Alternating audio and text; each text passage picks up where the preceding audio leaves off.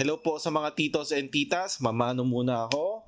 So, dito sa video to, ito yung part 1 natin kung paano mag-invest sa crypto the legitimate way. Hindi yung mga investment scams, okay? Kung naghanap po kayo ng mga get rich quick scheme, yung mga 2-3% daily profit, I'm sorry to say, hindi po para sa inyo tong video na to. Dito sa part 1 video, magbibigay ako ng mga examples ng mga legit, hindi ka masascam ng mga exchanges or ng mga platforms. So there are few exchanges na reputable, trusted. No? One is the Binance, pangalawa OKX, meron din tayong Bybit, Mexi, BitGet. Maraming exchange na legit, so hindi ko alam bakit ka napupunta sa mga fake exchanges, no? So itong mga nabanggit kong mga exchanges, these are unregulated exchanges. But does it mean na scam na po ba sila? Hindi po. Dito lang sa Pilipinas silang unregulated.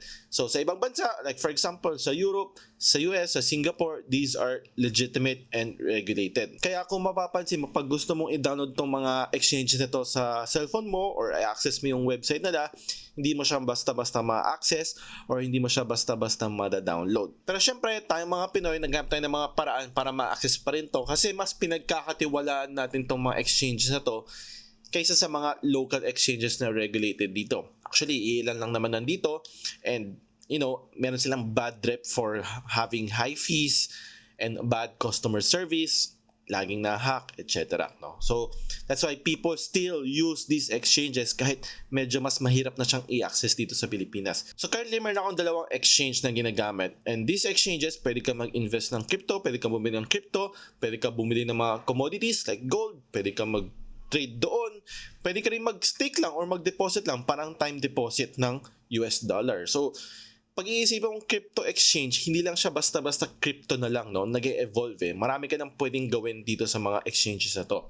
So currently, I have two exchanges na ginagamit ko. First is OKX, itong nasa t-shirt ko. Second naman is itong Binance. But for this video, ang bibigay kong tutorial, it's for our part 1, is yung Binance. So, paano mo ba siya i-download sa cellphone mo? So, puntahan mo lang tong website. I-leave ko na yung link dito sa description or sa comment section.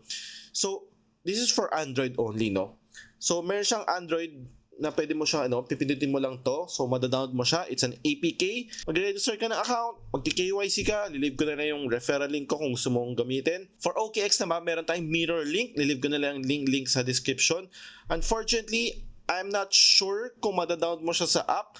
Ang alam ko lang is meron siyang mirror links for desktop. But, kung nasa cellphone ka, pwede mo naman i-open yung Google Chrome mo o yung internet browser mo and doon mo na lang i-input yung mirror link or yung website o alternative website ng OKX. As for Binance, meron din ganun. Meron din silang mirror link. Again, delete ko na lang lahat ng mga links sa description or sa comment section. So yun na nga mga titos and titas, no? Sa part 1 natin, nagbigay muna ako ng mga legit, trusted, reputable exchanges para maiwasan natin yung mga scams, mga Ponzi schemes na investment. Sa part 2, himay-himay natin kung magsisimula mo tayo sa paano mag-deposit ng pera sa mga platforms na to. And susunod naman is paano mag-trade, paano bumili ng US stocks, paano bumili ng commodities. Isa-isahin muna natin, no? Kasi pag binuhos ko lahat, baka malito kayo. So abangan niyo yung part 2, part 3, part 4, part 5 ng video na to.